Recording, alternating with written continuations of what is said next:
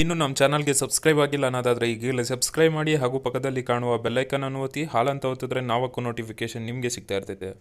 Hi friends, welcome back to the another video. ಇವತ್ತಿನ ವಿಡಿಯೋದಲ್ಲಿ ನಾನೇನಪ್ಪ ತಿಳಿಸ್ಕೊಡ್ತಿದ್ದೀನಿ ಅಂತಂದರೆ, ಸೊ ನಿಮಗೆ SSLC ರಿಸಲ್ಟ್ಸಲ್ಲಿ ನೋಡೋಕ್ಕೆ ಸರ್ವರ್ ಬ್ಯುಸಿ ಅದು ಇದು ಅಂತ ಬರುತ್ತೆ ಕೆಲವೊಂದು ಸಲ.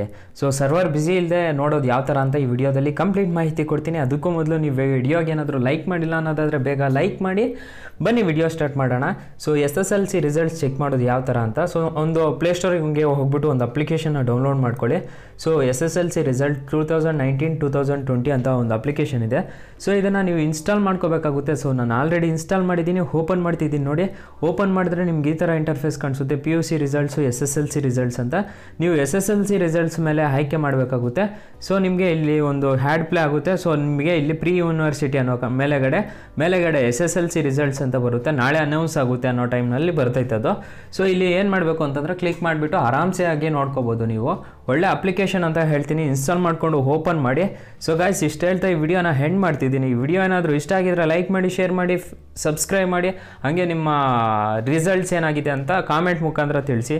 Thank you for watching. Bye, ಮುಂದಿನ ವಿಡಿಯೋದಲ್ಲಿ ಸಿಗೋಣ.